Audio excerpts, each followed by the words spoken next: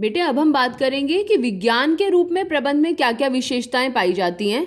इसके लिए सबसे पहले हमें ये पता होना ज़रूरी है कि विज्ञान का मतलब क्या होता है और वो कौन कौन सी विशेषताएं हैं जो विज्ञान में मौजूद हैं।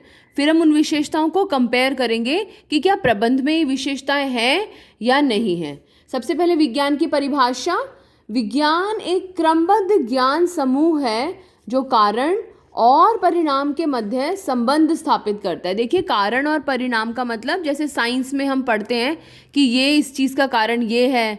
यदि 2 हाइड्रोजन और 1 ऑक्सीजन को मिलाते हैं तो H2O बनता है। तो ये हाइड्रोजन और ऑक्सीजन का कॉम्बिनेशन हम कहीं पर भी करें, हम अपने घर में करें, हम अपने स्कूल में करें, हम अमेरिका में करें, हम इंडिया में करें, ये कॉम्बिनेशन हमेशा H2O ही बनकर आएगा। तो क्रमबद्ध ज्ञान समूह है और कारण और परिणाम जो है वो निश्चित हैं, इनके बीच के संबंध को स्थापित करता है, वो विज्ञान कहलाता है। अब विज्ञान के रूप में प्रबंध की कुछ विशेषताएं हैं, यानी कि प्रबंध जो है कुछ विशेषताएं हैं जो विज्ञान की वो धारण करता है। मैंने यहाँ पर कुछ वर्ड लिखा है। हमने कला में लिखा था कि प्रबंध में कला के सभी गुण मौजूद होते हैं, लेकिन प्रबंध में विज्ञान के सभी गुण मौजूद नहीं होते हैं, कुछ गुण मौजूद होते हैं। आइए देखते हैं कौन कौन से गुण। नंबर 1, क्रमबद्ध ज्ञान समूह। क्रमबद्ध ज्ञान समूह मतलब, जैसे कि विज्ञान का अपना एक क्रमबद्ध ज्ञान समूह होता है। जैसे हम एटम्स के बारे में पढ़ते हैं, मॉलिक्यूल्स के बारे में पढ़ते हैं, फिर अलग अलग केमिकल रिएक्शंस के बारे में पढ़ते हैं। ऐसे ही प्रबंध के क्षेत्र में, जैसे 12th में हमने अभी पढ़ना शुरू किया है प्रबंध के बारे में, तो हमने प्रबंध की परिभाषा पढ़ी है, प्रबंध की विशेषताएं पढ़ी हैं, प्रबंध का महत्व पढ़ा है। हम ये देख रहे हैं कि वो कला है या विज्ञान है। उसके आगे हम ये देखेंगे कि प्रबंध में कौन कौन से सिद्धांत हैं जिनका प्रयोग किया जा सकता है। तो एक सीक्वेंस है, क्रमबद्ध ज्ञान समूह है। जैसे इंग्लिश है तो इंग्लिश में आप पहले ABCD सीखते हैं, अल्फ़ाबेट्स सीखते हैं, फिर उन अल्फ़ाबेट्स को जोड़ना सीखते हैं, फिर उसमें टेंसेस लगाना सीखते हैं, वाक्य बनाना सीखते हैं, पैराग्राफ बनाना सीखते हैं, फिर कहानी लिखने लगते हैं। तो इसी तरीके से प्रबंध का भी अपना एक क्रमबद्ध ज्ञान समूह होता है।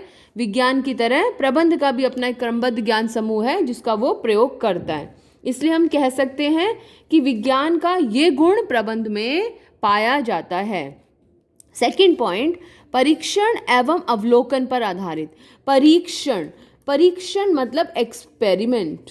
परीक्षण मतलब एक्सपेरिमेंट। जो प्रबंध के सिद्धांत होते हैं वो एक्सपेरिमेंट पर आधारित होते हैं। एवं अवलोकन मतलब ऑब्जर्व करना, दूसरों को देखना कि यदि ऐसा किया गया तो ऐसा नतीजा निकला। तो जैसे विज्ञान के सिद्धांत भी परीक्षण और अवलोकन पर आधारित होते हैं, उसी तरह प्रबंध के सिद्धांत भी परीक्षण, यानी कि कुछ एक्सपेरिमेंट करके कुछ सिद्धांत बनाए जाते हैं। ये सिद्धांतों का पूरा एक चैप्टर है जो हम अभी आगे पढ़ेंगे। और ऑब्जर्व करके भी, दूसरे मैनेजर से सीख कर भी हम उस काम को करते हैं। तो इसलिए विज्ञान का ये वाला गुण भी प्रबंध में पाया जाता है। तो अभी तक हमने 2 गुण देखे। पहला, क्रमबद्ध ज्ञान समूह। दूसरा, परीक्षण एवं अवलोकन पर आधारित। तीसरा, व्यापक वैधता, universally acceptable and universally same results. देखिए, जैसे मैंने आपको शुरू में ही कहा, अगर हम 2 हाइड्रोजन और 1 ऑक्सीजन को मिलाते हैं, हम कहीं पर भी उस चीज़ को मिलाएं, उस तत्व को मिलाएं, तो हमें मालूम है कि वो H2O बनता है। लेकिन प्रबंध के केस में ये बात पूर्ण रूप से लागू नहीं होती। क्यों नहीं होती? क्योंकि प्रबंध के सिद्धांत व्यक्तियों और परिस्थितियों के अनुसार बदलते रहते हैं। देखिए, मैं आपको बताऊं, जैसे कि अभी कोरोना वायरस की प्रॉब्लम चल रही है, तो लॉकडाउन को लेकर इंडिया में लोग बहुत सजग हैं। हमें लग रहा है कि हाँ भाई, लॉकडाउन होना चाहिए, और वैसे कुछ लोग विरोध में भी हैं, लेकिन अधिकतर लोगों का ऐसा मानना है कि लॉकडाउन होना चाहिए। हमारा एक डेवलपिंग नेशन है।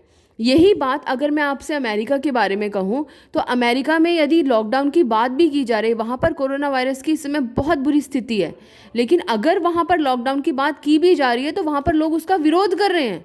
लोग ये कह रहे हैं कि भाई, हम एजुकेटेड हैं, हमें पता है कि कोरोना वायरस से बचने के लिए हमें क्या क्या प्रिकॉशंस लेने चाहिए, तो लॉकडाउन की आवश्यकता नहीं है, क्योंकि उससे हमारी इकॉनमी बैठ जाएगी। तो ये अलग अलग जगहों की, उनकी परिस्थितियों के अनुसार अलग अलग मानसिकताएं हैं। हमारा डेवलपिंग नेशन है, उनका डेवलप्ड नेशन है, उनकी सोच अलग है, हमारी सोच अलग है। इसलिए यहाँ पर जो सिद्धांत लागू हो रहे हैं, वो सिद्धांत अमेरिका में उसी तरीके के नतीजे नहीं दे रहे हैं। तो इसलिए प्रबंध के सिद्धांत पूर्ण रूप से व्यापक वैध नहीं है, क्यों? क्योंकि ये व्यक्तियों और परिस्थितियों के अनुसार बदलते रहते हैं। तो इसलिए मैं कह सकती हूँ कि ये वाला सिद्धांत जो है विज्ञान का ये वाला सिद्धांत जो है वो प्रबंध पर लागू नहीं होता है। तो विज्ञान के 3 सिद्धांत पढ़े हमने। नंबर 1 क्रमबद्ध ज्ञान समूह, नंबर 2 परीक्षण एवं अवलोकन पर आधारित, नंबर 3 व्यापक वैधता। ये वाला सिद्धांत प्रबंध पर लागू होता है, परीक्षण और अवलोकन वाला सिद्धांत भी प्रबंध पर लागू होता है, लेकिन प्रबंध के सिद्धांतों की व्यापक वैधता नहीं है। तो इससे क्या निष्कर्ष निकला कि प्रबंध विज्ञान है पर पूर्ण विज्ञान नहीं है।